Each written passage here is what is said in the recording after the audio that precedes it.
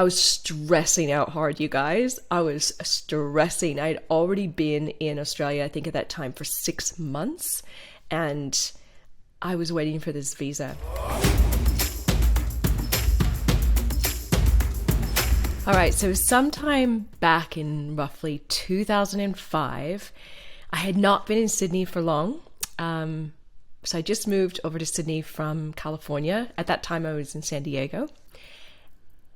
I was working for a life coaching school, and we were running a course, right? So we taught people how to be life coaches way back in the day.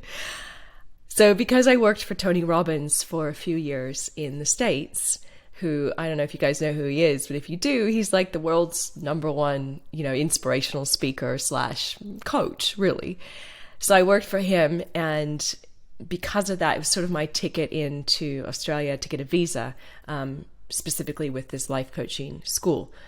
So we could make a claim that because of my work with Tony, I could basically, they needed my skill set to grow this life coaching school within Australia. And so, I was sitting there and doing all the paperwork and doing my best to stay in this beautiful country that I am in now, because it just called to my heart and I wanted to be here. So there I am. I am at a course. I was sitting in on this course because I wanted to learn more about the company and the courses that we produce, because I was basically the general manager of this company. And I was stressing out hard, you guys. I was stressing. I'd already been in Australia, I think at that time, for 6 months. And I was waiting for this visa. I had the paperwork filed.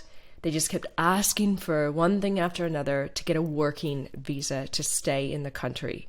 So with what that was, all that happening, I couldn't get paid from the company. I was essentially working for the company for free with good intentions that a visa would come through and I would then be able to legally be paid.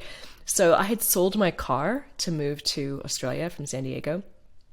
I was living off of, that money had run out. I was paying rent in a flat share. I was living off of frozen salmon and cubes of cheese. Kid you not. It was getting pretty bleak. So I'm sitting there, I'm like this manager of this life coaching school, and I'm in the room with the students, and I'm thinking, wow, I am stressed beyond. I don't know how I'm going to survive. I don't know if my visa's going to come through. I don't know how I'm going to pay for food, any of it. And one of the guys in the room started chatting to me. He could tell probably I was a little off, perhaps, I don't know. But I don't remember that conversation specifically, but I do remember this conversation. He was chatting to me and he was sharing this really cool model to me. He's like, in times of stress, it's really incredibly powerful to be present, to be truly present with the people around you. And it's hard when you're stressed. So I want to share this cool model that he shared with me, in the hopes that when you work with your next client, you have a conversation with your next team member. Perhaps, you're coaching or on a sales call, whatever you're up to in your business, and you might be a little stressed, but you really need to be there for that person. This little flow might help you. So what I want you guys to do now is to picture a 4-leaf clover. Got it? Simple. 4 little leaves. It almost looks like 2 infinity symbols stacked on top of each other, right? The little loopy leaves, 4 of them. Picture that. So there's a leaf. If you take that leaf in your hand and lay it on a table or in your hand, and what you want to be looking at is that there is a leaf at the top, at the bottom, at the left, and on the right.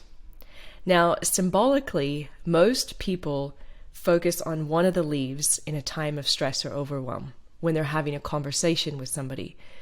To be present, you want to be in the center where all the leaves intersect. So let me explain what each of those leaves are, and I think it'll start to make sense. The first leaf, the one that's on the left-hand side, that's worrying about things that have happened in the past. So you might be having a conversation with somebody, but all that's going on in your head is you're worrying about things that happened in the past. It could be literally an hour ago, that morning, 10 years ago, whatever it is, you're stuck thinking and looping in thoughts that have happened in the past. The next leaf, so that's the one at the left, the one at the top, so the top of the 4-leaf clover. This is you worrying about what you're going to say next.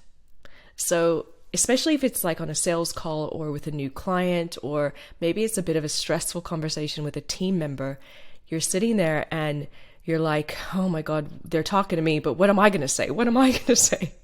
Right? So you're sitting in that leaf, in that zone. The leaf on the bottom is worrying about what they think about you. So you're not even like worried about, what you're going to think about next. It's like, what are they thinking of me right now? You're so caught up in that. Look, I find that this oftentimes happens when you're younger, or when you're in a room of people you feel like are beyond you or have, more smarts or whatever it is you're telling yourself, right? You feel like you're not qualified to be there. All you're thinking about is, oh my God, do I have something in my teeth? Are they staring at my outfit? So you're like literally thinking about you're worried about what they're thinking about you. And then the last leaf on the right is you being worried about the future. Maybe you have payroll coming up and you don't have the cash for it. Or maybe your latest marketing campaign is tanking. Or maybe your dog is sick. Or whatever it is, you're worried about what's to come.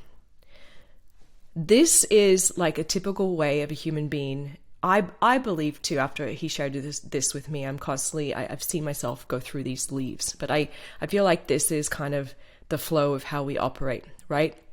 We're sitting there talking to somebody, our brain either goes to the past, to the future, to the what will I say next, or to what are they thinking about me now?